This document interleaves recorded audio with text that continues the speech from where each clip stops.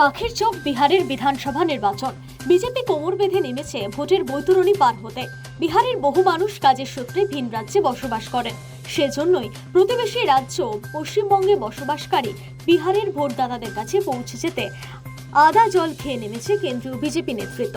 আর তাই হিন্দিভাষী বলয়ের নেতা অর্জুন সিং এর সঙ্গে বিহার থেকে রাজ্যসভায় যাওয়া কেন্দ্রীয় কয়লা মন্ত্রীকে সতীশ চন্দ্র দুবেকে ব্যবহার করছে বিজেপি। বিষয়টি তলিয়ে দেখলে স্পষ্ট হবে যে বিহারের বিধানসভা নির্বাচনকে মাথায় রেখে দিল্লি জয়ের পর এবার বিহার জয় করার লক্ষ্যে রয়েছে কেন্দ্রীয় বিজেপি নেতৃত্ব। যে কারণে পশ্চিমবঙ্গে হিন্দিভাষী ভোটারদের দিকেই বাড়তি নজর দিয়েছে বিহার ও বঙ্গ বিজেপির নেতারাও। বুধবার ব্যারাকপুর শিল্পাঞ্চলে একাধিক কর্মসূচি নিয়ে উপস্থিত হয়েছিলেন কেন্দ্রীয় কয়লা প্রতিমন্ত্রী সতীশ চন্দ্র দুবে। সকালেই ব্যারাকপুরের প্রাক্তন সাংসদ অর্জুন সিং এর জগদ্দলের মজদুর ভবনে দলীয় কর্মসূচিতে উপস্থিত ছিলেন কেন্দ্রীয় মন্ত্রী। সেখানে একাধিকবার তার গলায় শোনা গেল সামনে বিহার নির্বাচনের লড়াইয়ের জন্য প্রস্তুত হতে হবে।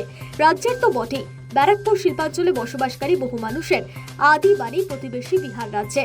জীবন জীবিকা নির্বাহ করতে তথা কর্মসূত্রে থাকেন তারা এখানে। ভোটের দিন রাজ্যের বসবাসকারী বিহারের স্থায়ী বাসিন্দাদের ওই রাজ্যে ভোট দিতে যাওয়ার আবেদন জানালেন অর্জুন সিং। सतीश चंद्र दुबे में किस जिले के, किस प्रखंड के, किस गांव के कितने लोग बंगाल में रहते हैं, उसका लिस्ट हम लोग को दीजिए। हम लोग उन लोग से मिलेंगे और उनके आपके चुनाव में भेजेंगे।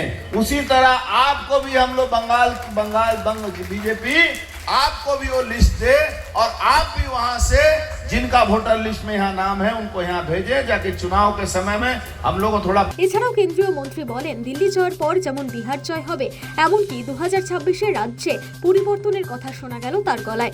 এখানেও বিজেপি সরকার তৈরি করবে। ভিন রাজ্যে এসে বিজেপি বিহারের ভোটে নিজেদের পায়ের তলায় মাটি প্রস্তুত করার চেষ্টায় সক্রিয়।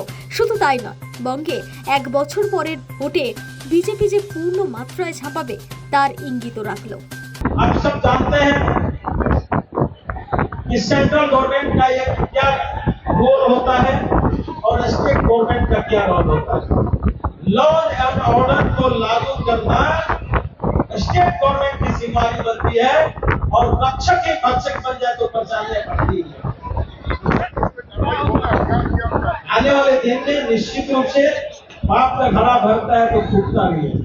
लगातार चाहे वो दिल्ली का चुनाव हो, चाहे हरियाणा का चुनाव हो, चाहे महाराष्ट्र का चुनाव हो, आप देखे हैं पूर्ण बहुमत से सरकार बनी है।